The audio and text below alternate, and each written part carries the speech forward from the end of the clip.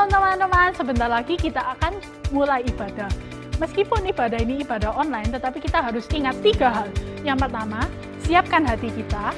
Yang kedua, fokus kepada Tuhan. Dan yang ketiga, singkirkan semua gangguan. Selamat beribadah.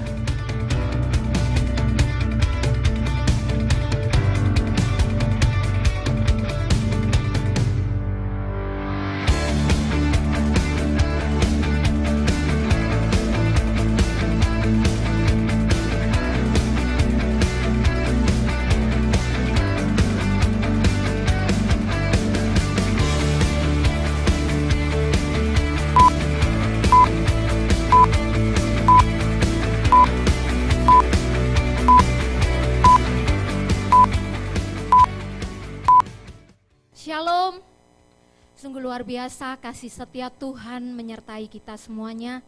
Walaupun kita hanya bertemu secara online, tapi biarkanlah kemurahan Tuhan menyertai setiap kehidupan kita. Mari sama-sama kita mau siapkan hati kita lebih lagi.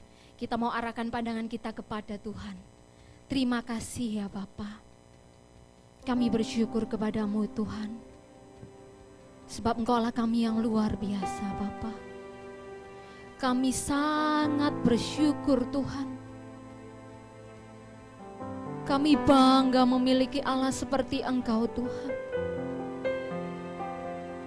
Terima kasih Yesus. Terima kasih Tuhan. Ini hidup kami Bapa.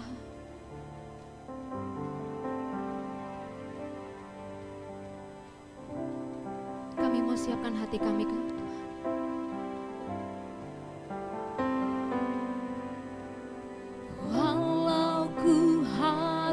Berjalan dalam lembah kekelaman perlindungan-Mu Tuhan. Oh Tuhan, nyatalah bagi hidupku. Tiada pernah sedetik pun, terima kasih Yesus. Tiada pernah Kau tinggalkan, sungguh mulia dan sempurna. Hanya Kau layak disembah. Sama-sama kita mau katakan, Yesus Engkau Juru Selamatku, dalam janji-Mu kemenanganku selamanya kan ku nyatakan besar setiamu Tuhan di hidupku. Kami bersyukur kepadamu Tuhan. Walau ku harus berjalan, terima kasih Yesus, dalam lembah kekelaman perlindungan-Mu Tuhan. Yes, oh Tuhan, nyatalah bagi hidupku. Tiada pernah sedetik pun, tiada pernah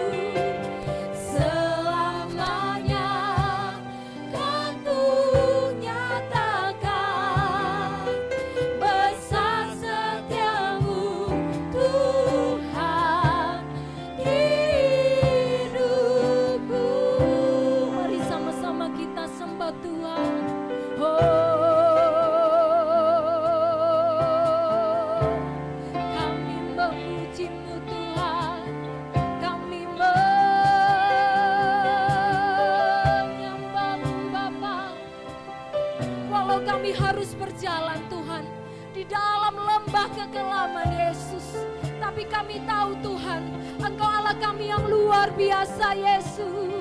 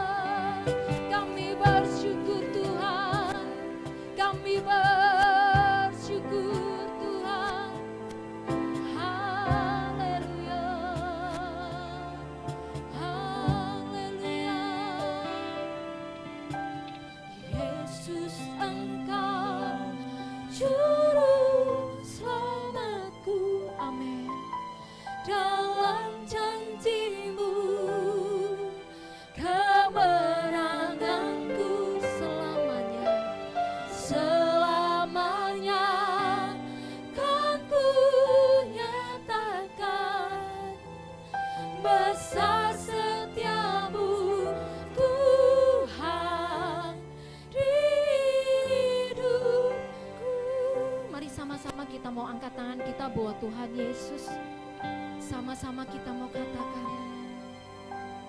Yesus Engkau Juru Selamatku, amin.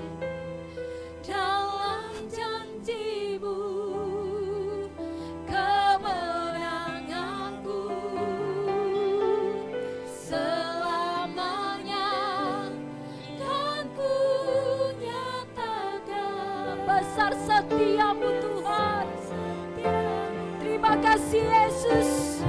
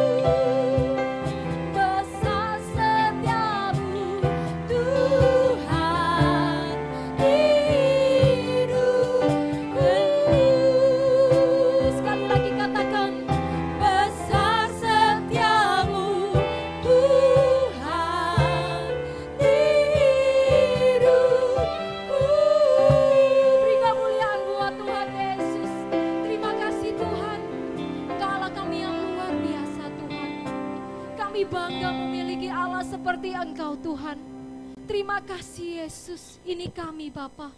Kami datang kepadamu Yesus. Kami membawa hati kami kepadamu Tuhan. Terima kasih Yesus. Segala pujian, hormat, kemuliaan, kami mau naikkan syukur kami kepadamu Tuhan. Hanya di dalam nama Tuhan Yesus. Umat Tuhan yang percaya bersama-sama dengan saya katakan, amin. Shalom. Berikan salam terbaik buat samping kanan kiri. Kalau tidak ada samping kanan kiri, berikan kemuliaan buat Tuhan Yesus, sebab Allah kita adalah Allah yang luar biasa. Amin. Allah kita baik. Allah kita baik. Mari sama-sama kita memujikan Allahku baik. Yes. Kami mau beri yang terbaik buat Engkau Tuhan. Yes.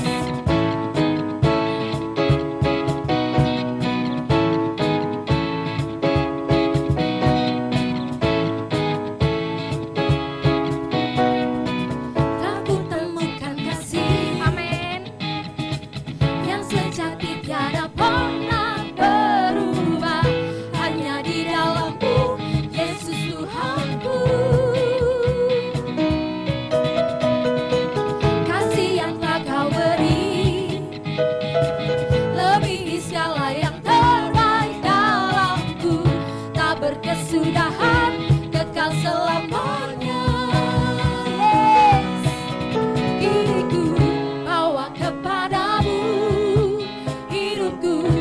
sebagai persembahan. Terimalah pujian dari hatiku, hanyalah untukmu. Sama-sama kita katakan, ku beri yang terbaik, hanyalah bagimu, hanya untukmu yang termulia, berkenan bagimu.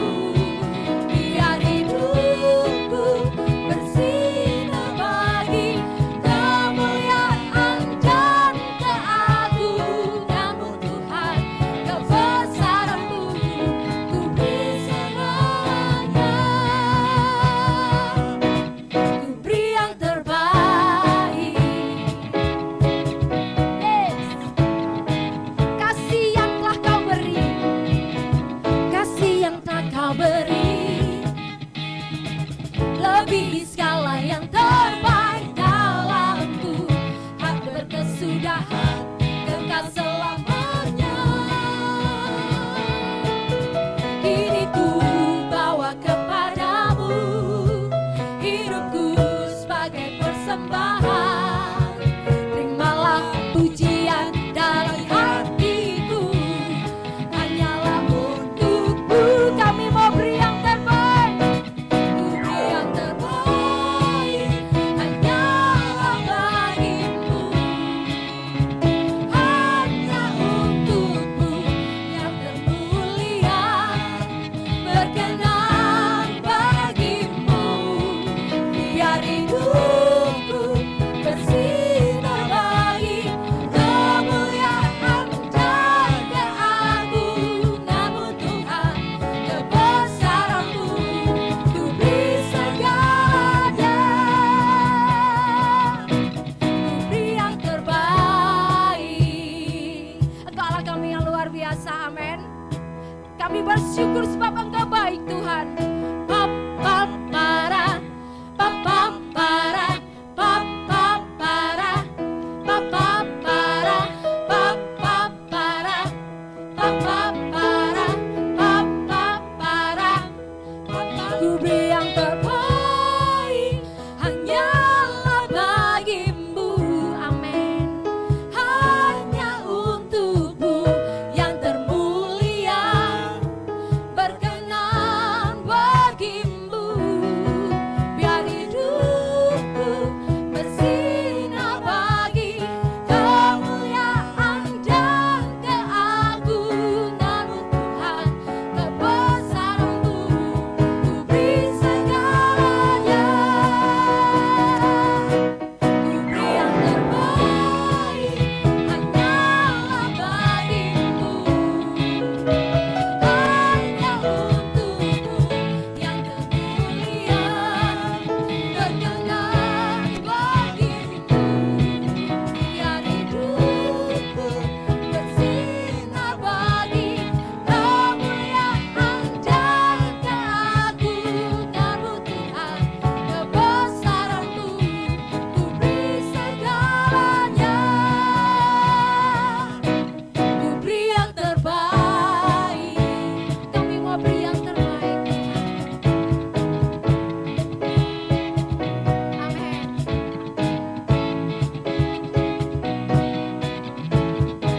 Beri kemuliaan buat Tuhan Yesus. Yes, Allah kita baik, amin.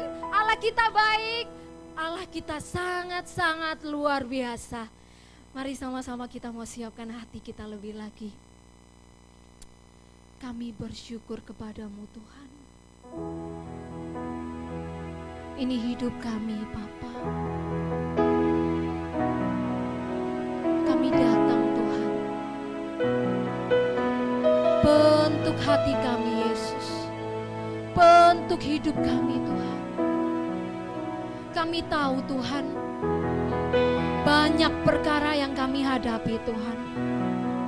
Tapi kami tahu pasti Yesus, Engkau Allah yang tidak pernah meninggalkan kami Yesus. Terima kasih Tuhan. Terima kasih Yesus. Banyak perkara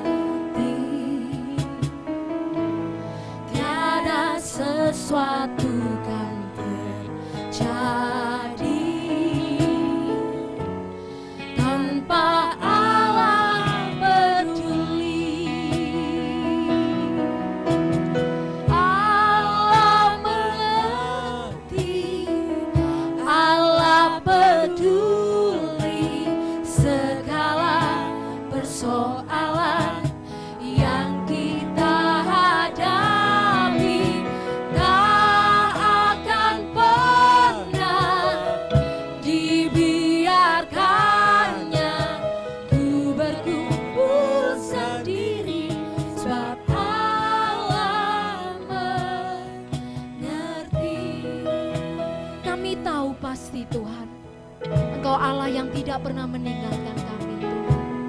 Banyak perkara, terima kasih Yesus, yang tak dapat ku mengerti. Mengapakah harus terjadi di dalam kehidupan ini? Satu perkara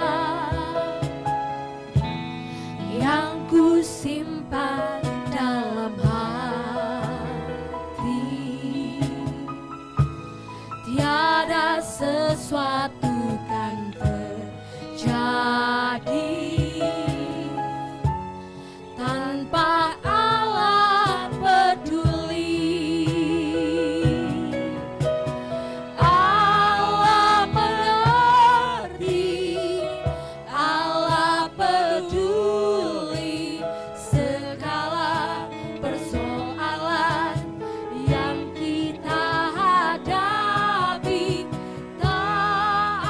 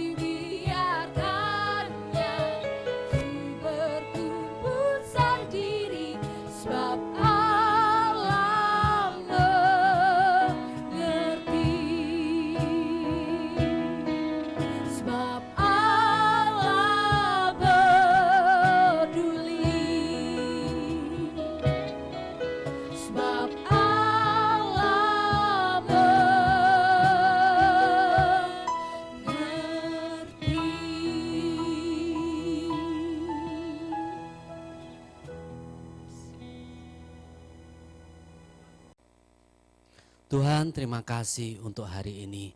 Segala kemurahan-Mu, segala kebaikan-Mu bagi hidup kami sebagai kaum muda di tempat ini. Sungguh, Engkau tuntun kami mulai dari masa muda kami, sehingga kami tidak sampai salah melangkah. Terima kasih Bapa untuk segala pengenalan yang boleh memberi kami satu masa depan yang berpengharapan di dalam Engkau. Terima kasih Bapa. Kami mau belajar sesuatu dari firman-Mu, karena kami percaya firman itulah yang menuntun langkah kami sehingga kami tidak salah melangkah. Meskipun kami masih muda, tapi kami tahu Tuhan Kau mencintai hidup kami.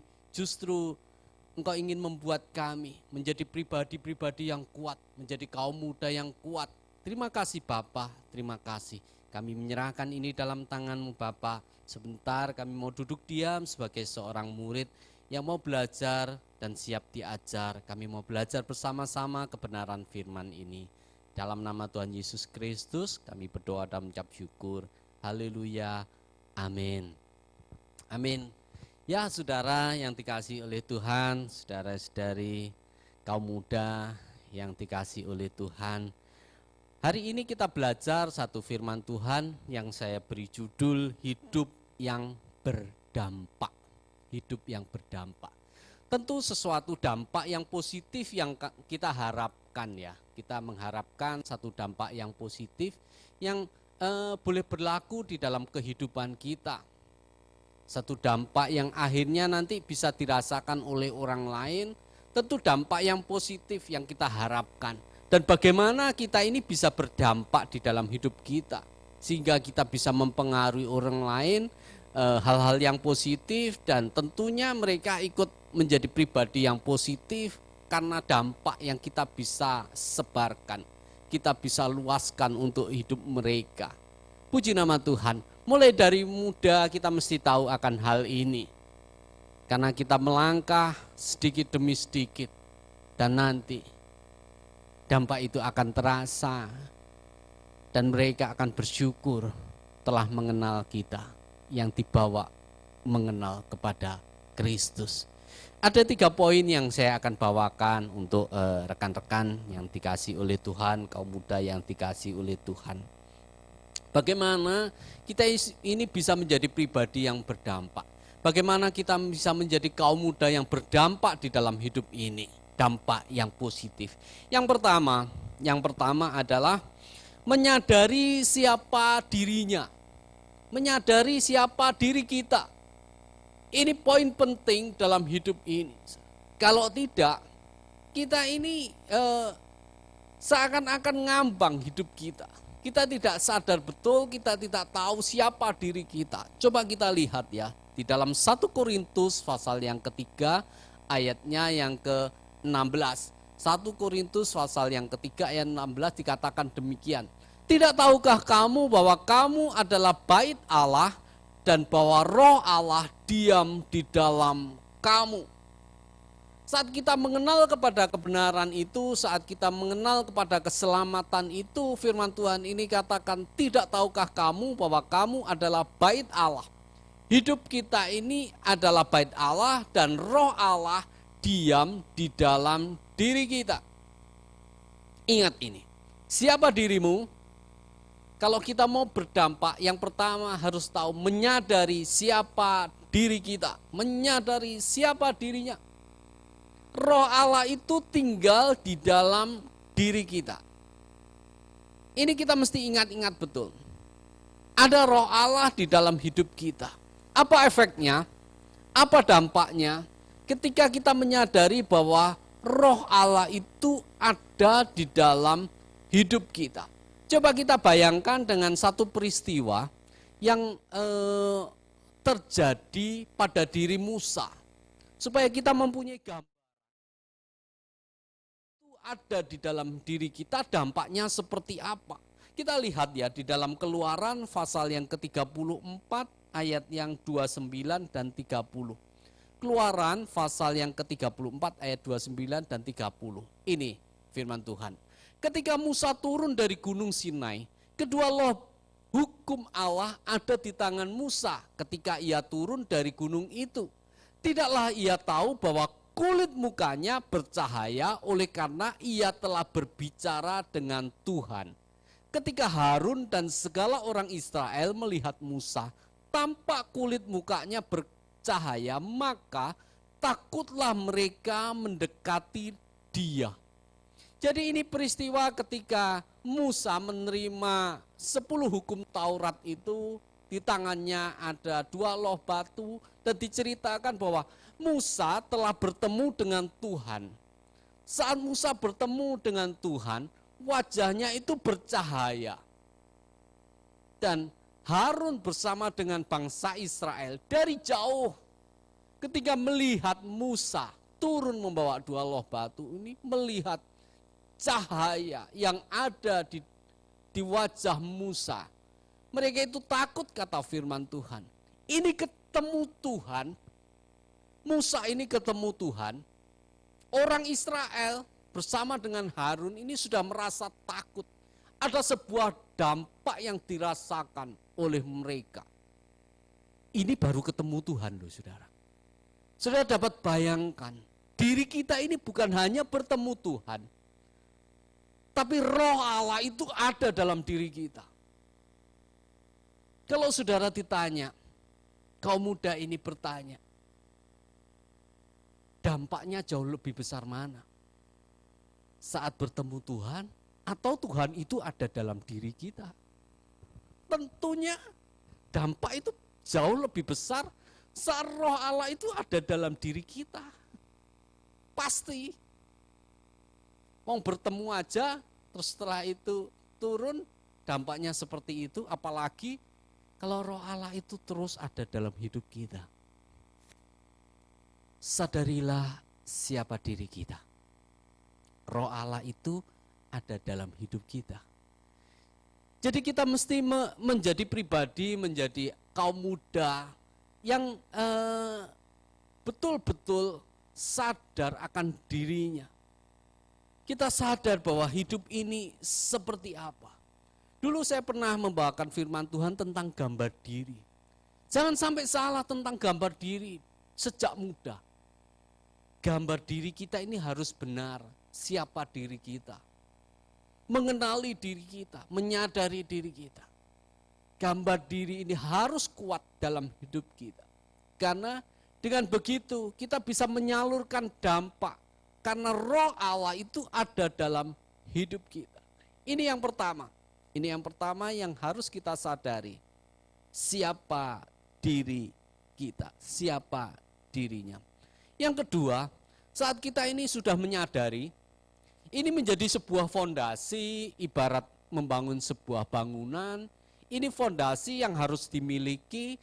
Terus saat fondasi ini sudah terbentuk dengan kuat, saat fondasi ini sudah dibangun dengan kokoh, itu kan bangunan itu akan mulai menata bata demi bata, menyusun bata demi bata, naik tinggi. Mulai menyusun saudara, menyusun di atas fondasi yang kuat ini. Yang kedua saudara, saat kita sudah menyadari siapa diri kita, yang kedua menyadari tujuan hidupnya. Menyadari tujuan hidupnya. Jadi bukan hanya berhenti siapa diriku, oh aku ini anak Allah. Oh roh Allah itu tinggal di dalam hidupku. Oh aku ini mempunyai dampak yang luar biasa. Terus kita berdiam diri, tidak. Poin yang kedua melangkah, kita menyadari apa tujuan hidup kita. Harus ada goalnya, harus ada goalnya. Supaya hidup kita ini tidak muter seperti bangsa Israel 40 tahun di padang gurun muter-muter terus muter gitu, enggak. Tapi ada satu tujuan jelas di dalam hidup ini. Coba kita lihat di dalam Matius pasal yang ke-28 ayat 18 sampai 20. Matius 28 ayat 18 sampai 20 dikatakan demikian. Yesus mendekati mereka dan berkata, kepadaku telah diberikan segala kuasa di surga dan di bumi. Karena itu pergilah, jadikanlah semua bangsa muridku, dan baptislah mereka dalam nama Bapa dan Anak dan Roh Kudus. dan ajarlah mereka melakukan segala sesuatu yang telah kuperintahkan kepadamu. Dan ketahuilah, aku menyertai kamu senantiasa sampai kepada akhir zaman. Ini amanat agung, ini penting banget karena diucapkan saat Yesus mau meninggal. Pesan seakan-akan ini menjadi wasiat. Kaum muda yang dikasihi oleh Tuhan, kalau kita mendengar ada orang tua sudah mungkin merasa bahwa hidupnya tak lama lagi gitu. Saya punya kawan, terus dia ini sedih karena tinggal di Surabaya, sedangkan orang tuanya itu ada di luar pulau. Orang tuanya tiba-tiba telepon dia, panggil nama kawan saya ini, Pulango. Kamu pulango sama anak-anakmu, ajakan pulang. Papa ini mau ada pesen-pesen gitu, saudara. Sedih kawan saya ini mendengar. Dalam satu sisi dia merasa bahwa ayahnya karena kondisi fisiknya sudah menurun. Terus dia ngomong, Papa jangan ngomong gitu dah. Gitu. Tapi bagi orang tua, dia merasa bahwa semasa dia masih hidup, semasa dia masih bisa bicara, dia mau pesan sesuatu yang penting bagi hidup anak-anaknya. Ayahnya ini ngomong, Papa ini mau bagi-bagi warisan. Mau bagi-bagi warisan. Ini menjadi satu wasiat penting karena anaknya bukan cuma satu. Papa ini bilang, aku tidak kepingin anak-anak nanti ribut soal warisan. Makanya semasa papa masih bisa bicara, masih sehat seperti ini meskipun kondisinya sudah menurun drastis. Pulango, kumpulo, apa mau ngomong sesuatu, mau bagi-bagi warisan. Ada wasiat yang penting yang harus dijalani ketika orang tuanya sudah tiada nanti. Demikian juga dengan Yesus. Sebelum dia meninggal, dia ngomong seperti ini. Jadikan semua bangsa muridku, amanat aku. Ini berarti satu wasiat yang penting. Kita menjadi anak-anak Tuhan sejak muda. Ini harus kuat dalam hidup kita. Harus kuat dalam hidup kita. Yang pertama tadi ketika kita sadar bahwa siapa diri kita, Roh Allah itu ada dalam hidup kita. Sejak masa muda kita menyadari bahwa hidup kita ini berdampak besar. Terus kita ini menyadari apa tujuan hidup kita. Dan tujuan itu Yesus katakan di ayat tadi. Jadikan semua bangsa muridku. Ini tujuannya. Ini tujuannya. Kenapa kita mesti menaruh satu goal di dalam kehidupan kita? Contoh misalkan kita ini mau pergi ke satu tempat, kita mau berjalan jalan kaki. Perjalanan itu jauh. Kita mau pergi ke Bali. Aku mau pergi ke Pantai Kuta. Berangkat dari Surabaya jalan kaki. Entah berapa lama kita tidak tahu. Tapi yang penting aku mau berjalan kaki, aku mau sampai ke Pantai Kuta. Begitu kita tentukan goal, meskipun itu jauh, saat itu kita kan tahu, aku mau ke Bali.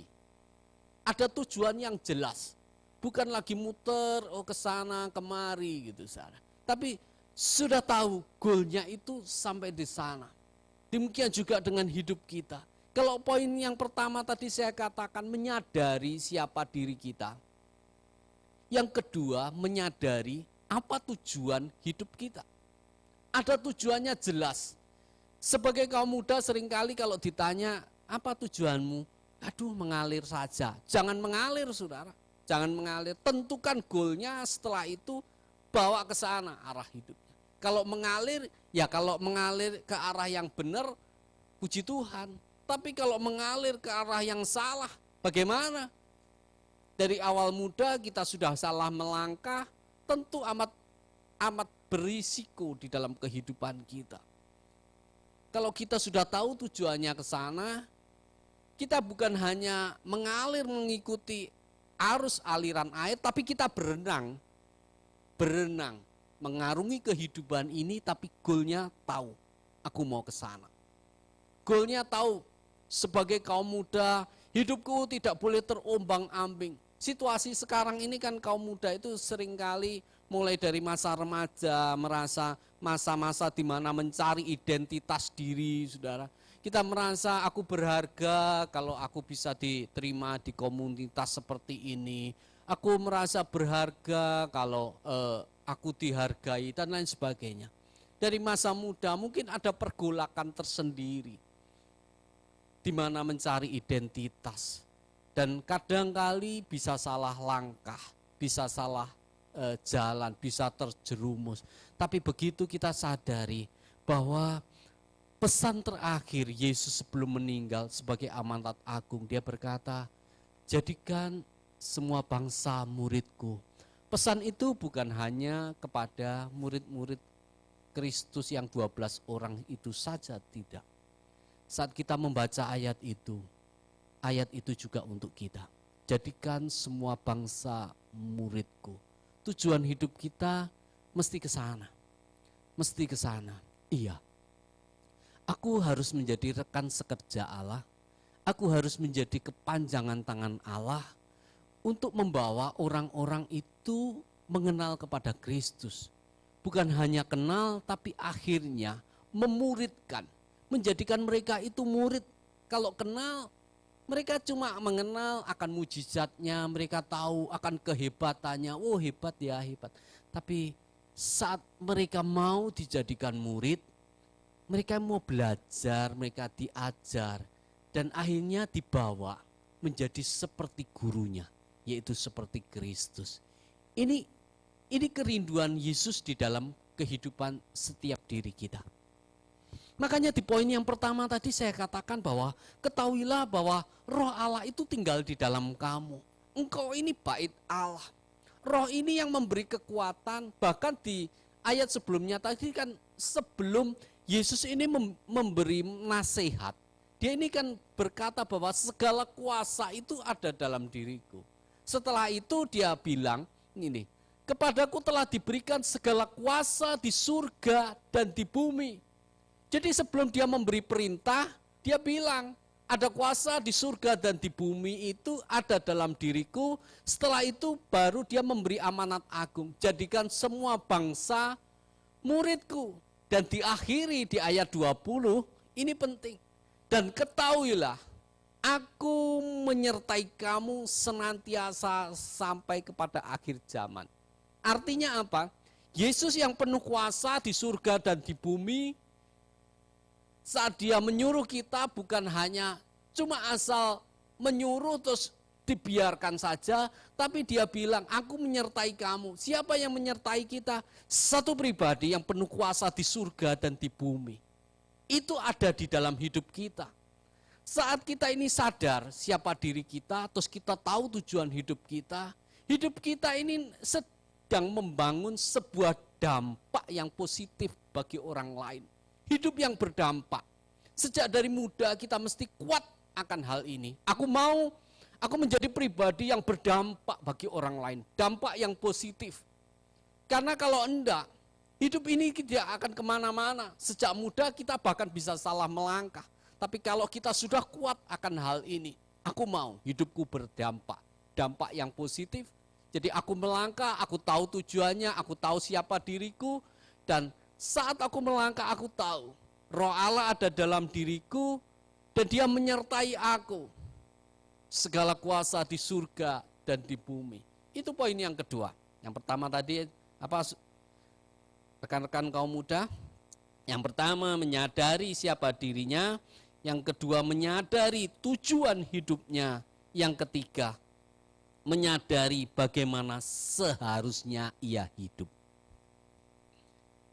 Hidup yang berdampak. Poin yang ketiga, menyadari bagaimana seharusnya ia hidup. Coba kita baca di dalam Galatia pasal yang kedua ayat yang ke-20. Galatia 2 ayat 20 dikatakan demikian. Namun aku hidup, tetapi bukan lagi aku sendiri yang hidup, melainkan Kristus yang hidup di dalam aku. Dan hidupku yang kuhidupi sekarang di dalam daging adalah hidup oleh iman dalam Anak Allah yang telah mengasihi aku dan menyerahkan dirinya untuk aku. Jadi saat kita ini sudah menyadari siapa diri kita sudah menyadari apa tujuan hidup kita, bangunan ini harus naik lagi, bata-bata itu disusun lagi, bukan hanya fondasi tapi bata mulai disusun. Dan ini adalah menyadari bagaimana harusnya kita hidup. Bagaimana harusnya kita hidup. Contoh tadi yang saya katakan, aku mau pergi ke Bali, berjalan kaki. Berapa lama? Tidak tahu. Jauh perjalanan yang panjang. Tapi begitu kita menyadari, aku pasti bisa sampai sana. Aku menyadari, aku kuat. Meskipun melelahkan, tapi aku pasti bisa sampai ke sana. Aku bawa bekal yang cukup, aku jaga kesehatan, aku juga atur ritme, cara jalannya. Tapi yang terpenting juga begitu kita tahu tujuan aku mau ke Bali, yang terpenting adalah bagaimana aku melangkahnya. Bagaimana cara hidupnya. Tentunya begitu kita punya tujuan ke Bali, kita melangkah itu kan pasti, dari Surabaya kalau ke arah ke Bali yang paling dekat itu pasti ke Sidoarjo dulu.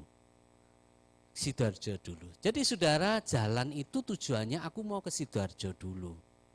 Jadi saudara enggak mungkin terus jalan ke Gresik, karena kalau pergi Gresik muter, malah jauh. Demikian juga dengan hidup kita. Saat kita menyadari bahwa siapa diriku dan kita menyadari aku mau berdampak, tentunya kita membawa hidup ini, tujuan itu kan kepada memuridkan orang, akhirnya bisa mengenal kepada Kristus. Jadikan segala bangsa muridku, mengenal kepada Kristus. Kita melangkahnya tentunya, aku harus tahu bagaimana aku melangkah supaya mereka itu bisa aku bawa mengenal kepada Kristus. Tentunya kita tahu bagaimana aku harus hidup sebagai kaum muda. Tentunya kita mesti jaga kekudusan, segala aspek hidup kita, cara hidup kita.